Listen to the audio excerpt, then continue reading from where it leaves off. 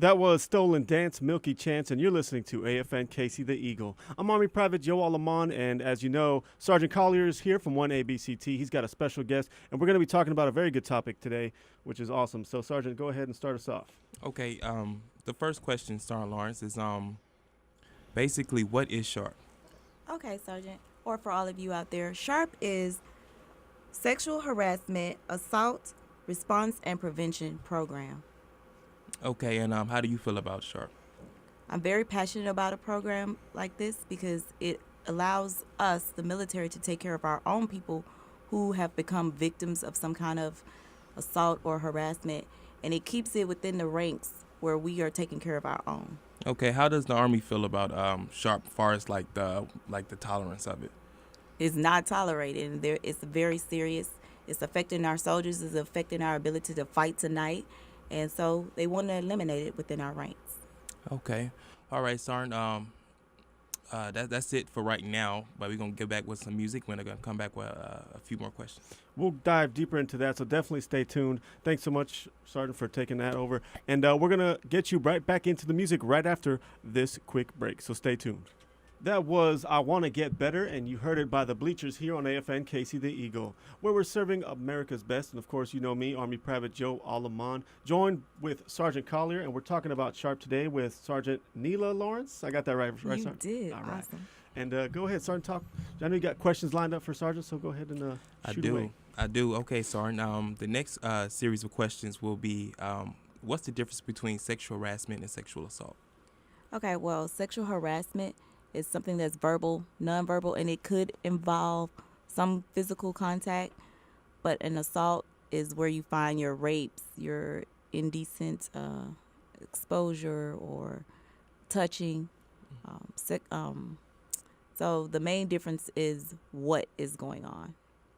Okay, so Sergeant, has there been a decline or an increase in sexual assault or sexual harassment? I'm seeing an increase, but that's not necessarily bad. I feel that people are more comfortable and more familiar with the program now, so they tend to report it. Okay, and so and your job title is a SARC, correct? Yes. And what does that entail? Okay, well, as a SARC, we're a sexual assault response coordinator, and the services that soldiers will need, we coordinate that as far as talking to medical or CID, coordinating for the person to get in, coordinating victim advocates to accompany the soldiers to those various appointments. Okay, all right. A lot of good information, PFC Alamon. All right, stay tuned because we got more from Sergeant Lawrence here, so you don't want to miss out on that. And, of course, we got good music coming your way right after our Casey update.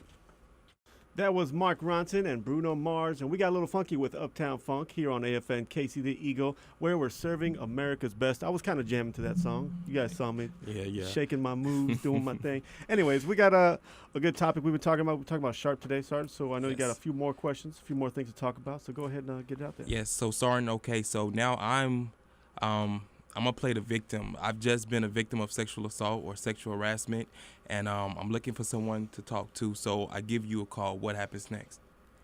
So depending on which kind of victim you are, depicts how we're going to handle your particular situation. If you are a victim of assault, there are several steps. We ask you if you want to be restricted or unrestricted, and we explain the difference to you. And I can tell you a little about filing a restricted report. You can only make it with myself, a SARC, a victim advocate, or a healthcare provider. I know a lot of people think that you can tell the chaplain, but you can always talk to a chaplain. That's why they're there, but they can't file reports. So if you want to make a report, only those 3 people. And if you decide to go unrestricted, you can talk to anyone, your chain of command, battle buddy, CID, anybody. And the benefits of that is actually getting you medical care, both physical and mental care that you may need, and get you back out in the fight. It's about making the soldier well enough to continue on, to be, as MRT terms, the ball that bounced back and not the egg. I mean, something bad happened to you, but we want to get you back out there where you're functioning in society. Okay, so I heard you mentioning some about restricted and unrestricted. Can you explain further about what is that? reporting restricted and unrestricted? Okay, well, like I said, an unrestricted report can be made to anyone. And the benefits of doing that is we have what's called expedited transfer. It holds you can move from unit to unit or battalion to battalion or to another installation to kind of get away from that situation. Another benefit of that is it holds the offender accountable, which is what we want. We want to eliminate these people from our ranks. Another benefit, like I said, is medical services, both mental health, going to a doctor, and it lets people know that, hey, something is happening. It shows soldiers that if this happens to me, when someone files unrestricted, that my chain of command is going to do everything possible to make sure that I am taken care of. With restricted reports, you still have medical care, you still get a victim advocate, you still can go to mental health, but there is nobody to hold accountable because nobody else knows. So sometimes, going restricted may be better for this person because they don't feel that they're ready yet to be in the limelight. But always, if you file a restricted report, you can go unrestricted at any time. Okay, I was just going to ask you that. Okay, Sergeant, do you have anything else to add? Not at this time. You don't want to talk about the sexual harassment? Yes. Well, in sexual harassment, we have what we call formal and informal complaint process. And in the formal complaint process, the main difference is that they're subject to timelines. We have 14 days to get an answer, to look into what allegedly happened and get that soldier an answer. Same thing, you can actually be moved out of your company or whatever if the situation, but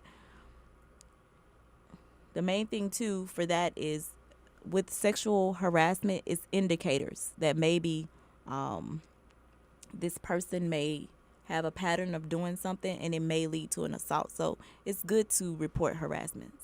Okay. Now you said you had something you wanted to put out to everybody. Was it about the you have something going on the calendar? Is it sexual harassment or something sharp month coming up? Well, I'm glad you said that. April is Sexual Assault Awareness Month, and you'll hear us saying stuff like SAM. So look for various events in the zone. All right. Awesome.